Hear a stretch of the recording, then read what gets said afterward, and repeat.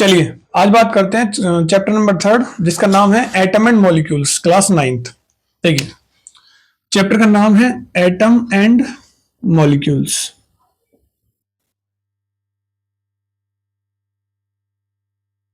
तो सबसे पहले हम ये जानेंगे इस चैप्टर में कि एटम क्या होता है और मॉलिक्यूल्स क्या होता है। ओके, चलिए वन बाय वन बात करते हैं। सबसे पहले हम जो इसके बेसिक कंसेप्ट हैं केवल उनके बारे में आइडेंटिफिकेशन करेंगे कि कौन कौन से इसके बेसिक कंसेप्ट हैं, क्या क्या हमें इसमें चैप्टर में पढ़ना है।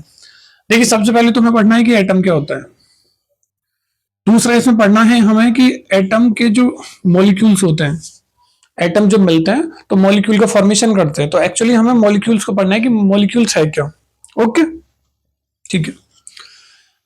इसके एटम ऑफ मॉलिक्यूल्स, एक इसमें पढ़ना है लॉज। टोटल लॉ आपके 5 होते हैं। मैं आपको बताऊं, लॉ ऑफ कांस्टेंट प्रोपोर्शन होता है, लॉ ऑफ मल्टीपल प्रोपोर्शन होता है, गेल-लेशक लॉ होता है, law of conservation of mass होता है और लॉ ऑफ मल्टीपल प्रोपोर्शन होता है। टोटली ये 5 लॉ हैं, लेकिन हमें इस चैप्टर में केवल 2 लॉ पढ़ने हैं। पहला लॉ है लॉ ऑफ कांस्टेंट प्रोपोर्शन, यानी इसमें 2 पढ़ने हैं। एक तो पढ़ना पड़ेगा लॉ ऑफ कांस्टेंट प्रोपोर्शन और एक पढ़ना है इसमें law of conservation of mass. Conservation of mass, ये 2 लॉ हमको इसमें पढ़ने पड़ेंगे। ठीक है। इसके बाद इसमें हम जो पढ़ेंगे वो पढ़ेंगे एटम, और एटम में पढ़ेंगे हम साइज। साइज क्या होता है एटम का, और पढ़ेंगे सिंबल, साइज ऑफ एटम और सिंबल ऑफ एटम। इसके बाद पढ़ेंगे atomic radius. Atomic radius, atomic radius में हम atomic mass unit, atomic mass unit, mass unit, relative mass, relative mass पढ़ेंगे। ओके, और gram atomic mass, gram atomic mass, ये सारी चीजें पढ़ेंगे। इसके बाद पढ़ेंगे मॉलिक्यूल्स, और मॉलिक्यूल्स में पढ़ेंगे मॉलिक्यूल्स ऑफ एलिमेंट, और फिर पढ़ेंगे molecules of compound, molecules of compound. Okay, इसके बाद पढ़ेंगे मॉलिक्यूलर वेट, मॉलिक्यूलर वेट। ठीक है, और इसमें पढ़ेंगे कैटायन, एनायन और केमिकल फॉर्मूलाज। केमिकल फॉर्मूला यानी केमिकल फॉर्मूला कैसे बनाते हैं। तो ये इस चैप्टर का बेसिक कंसेप्ट है। एटम पढ़ना क्या होता है, एटम ऑफ मॉलिक्यूल्स क्या होता है ये पढ़ना है, लॉ पढ़ने हैं हमको 2 लॉ, वैसे 5 लॉ होते हैं लेकिन हमें केवल 2 पढ़ने हैं इस चैप्टर में। और एटम का साइज क्या होता है, एटम का सिंबल क्या होता है, एटॉमिक रेडियस क्या होता है, एटॉमिक रेडियस में एटॉमिक मास यूनिट क्या होता है, रिलेटिव मास क्या होता है, ग्राम एटॉमिक मास क्या होता है, मॉलिक्यूल्स में मॉलिक्यूल ऑफ एलिमेंट क्या होता है, मॉलिक्यूल ऑफ कंपाउंड क्या होता है, मॉलिक्यूलर वेट क्या होता है, कैटायन, एनायन और केमिकल फॉर्मूला। यानी टोटल ये पूरा चैप्टर हमें बेसिक अच्छे से पढ़ना है। आप इसको एक एक चीजें बड़े ध्यान से सुनना, एक एक पॉइंट आपको समझ में आएगा। ओके चलिए स्टार्ट करते हैं। और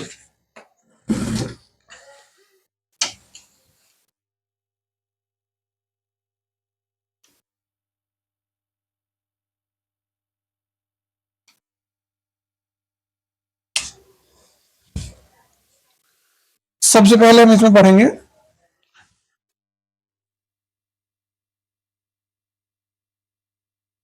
इंट्रोडक्शन, पढ़ लेते हैं। ओके, इंट्रोडक्शन क्या कहता है, ठीक है।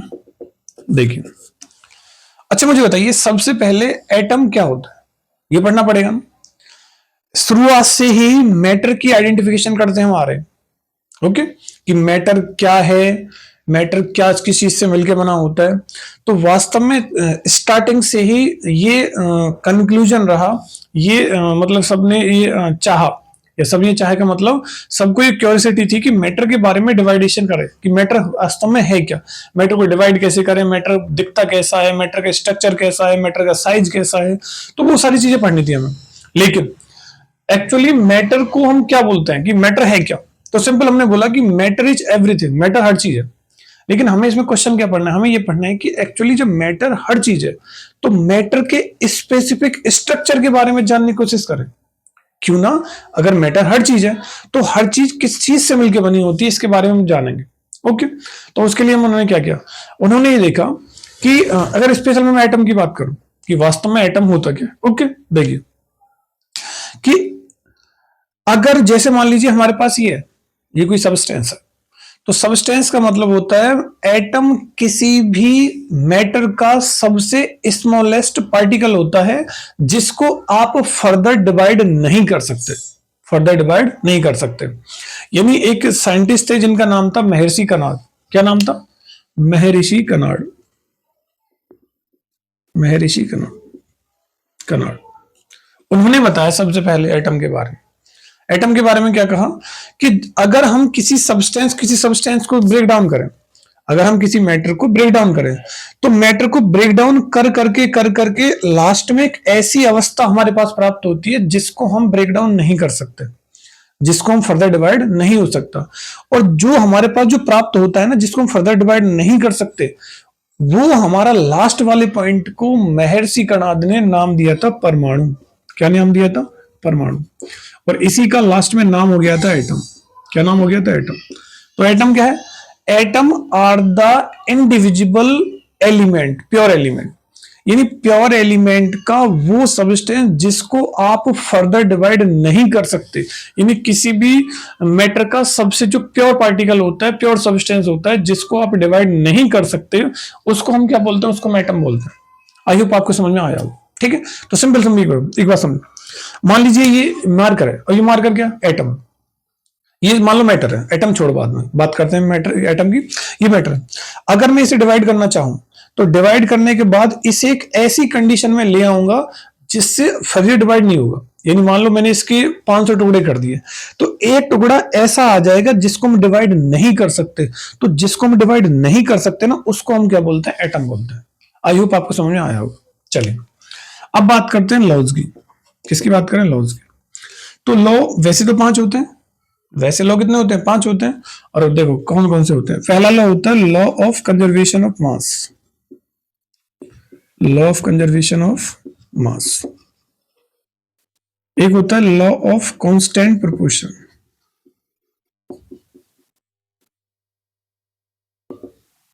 प्रोपोर्शन।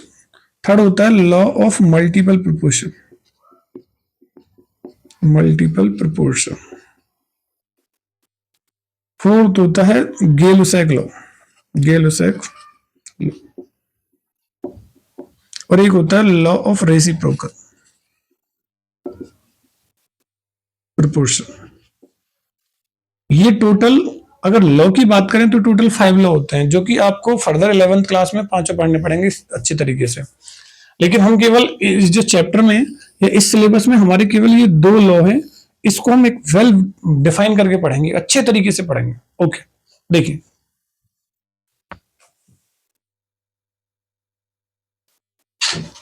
चलिए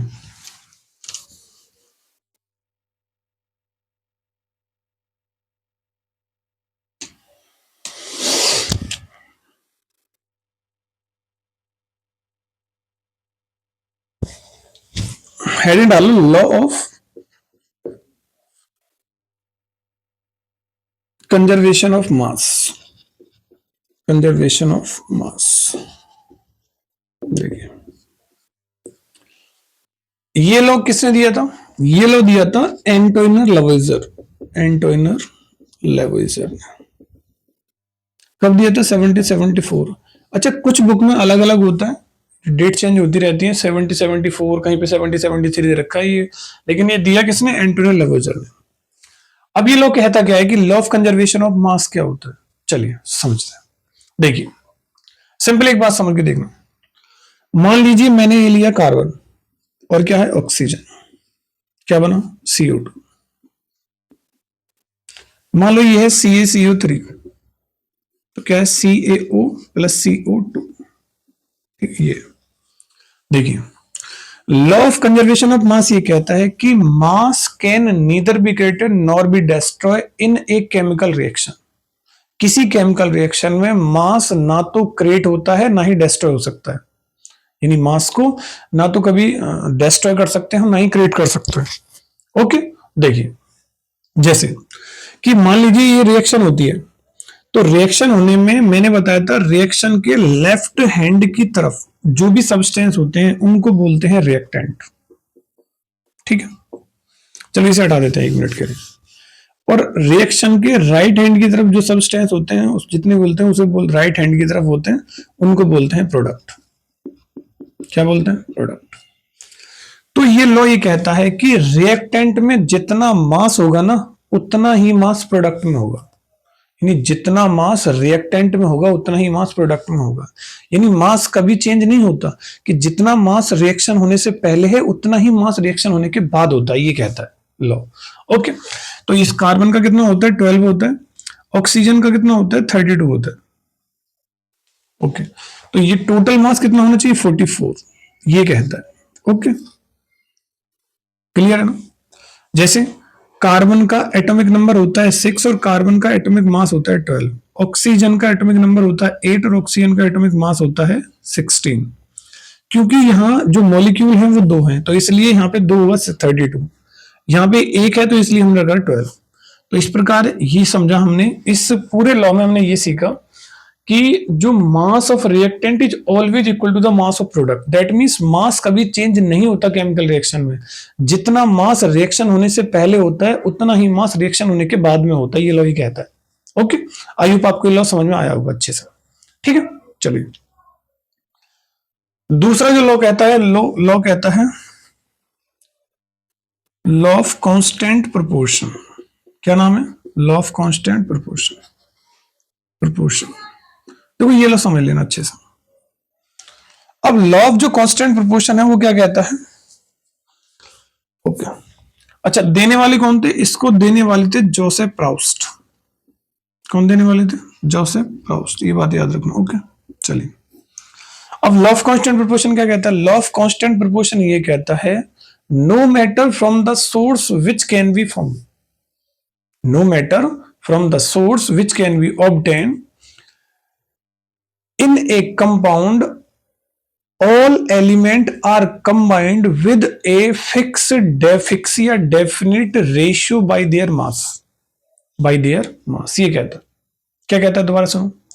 no matter from the source which can be obtain, हमें नहीं पता कौन सा सोर्स कहां से ऑब्टेन हो रहा है, लेकिन किसी कंपाउंड के अंदर जो एलिमेंट मिक्स होते हैं ना, किसी कंपाउंड के अंदर जो एलिमेंट मिक्स होते हैं, किसी कंपाउंड के अंदर जो एलिमेंट कंबाइंड होते हैं, उनका एक डेफिनेट रेशियो होता है according to their mass.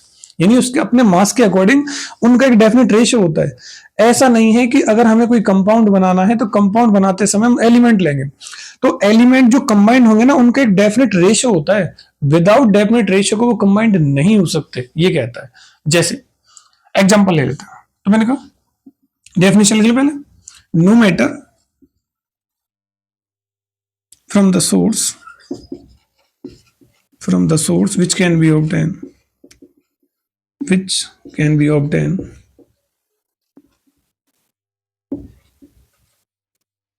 the element in the compound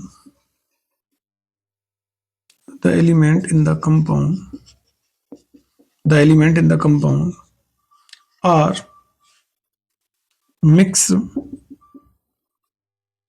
in the fixed ratio by their mass according to their mass। देखो जैसे मैं इसे रीड करके ऊपर लिख लेता हूं, देख लो एक मिनट। देखिए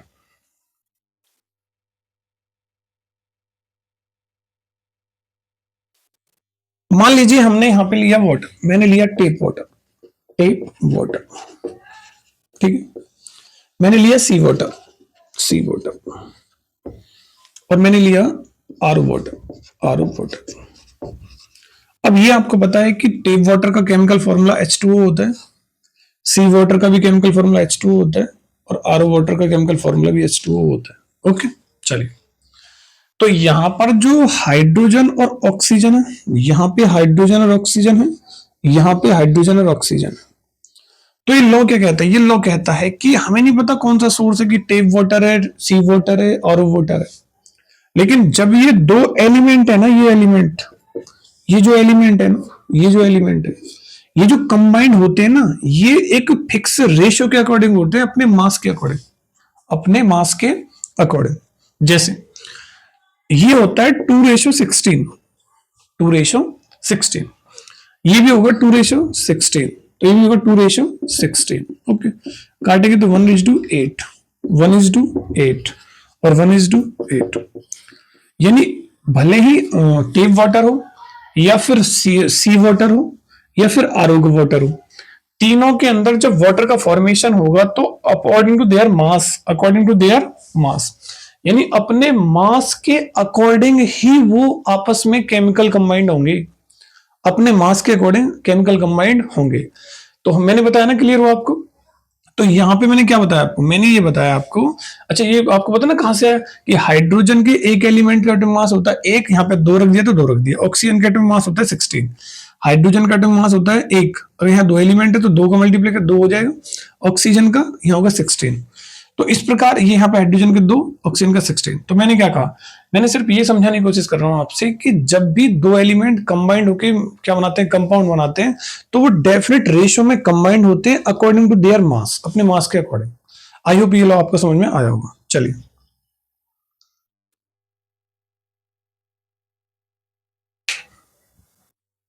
चलिए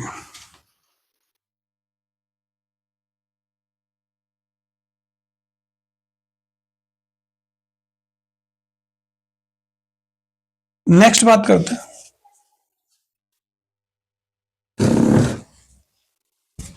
एटम कि एटम क्या होता है।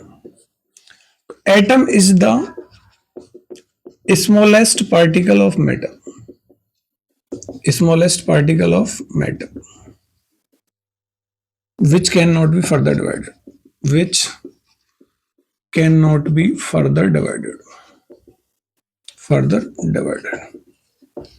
यानी एटम हमारा किसी मैटर का सबसे छोटा पार्टिकल होता है जिसको ब्रेक डाउन नहीं कर सकते, यानी एक बार उसको तोड़ नहीं सकते, वो सबसे महीन से महीन छोटे से छोटा कण जिसको ब्रेक डाउन नहीं कर सकते वो एटम कहलाता है। ओके, ये आपको बात समझ पता चले, क्लियर है ना? चलिए अब बात करते हैं अगर कि एटम का साइज क्या होता है। एटम का साइज वो होता है, एटम का जो साइज है वो according to the radius, radius के अकॉर्डिंग होता है। और वैसे बात करूं तो 0.37 इंटू 10⁻⁻7 मीटर ये होता है रेडियस का साइज, सॉरी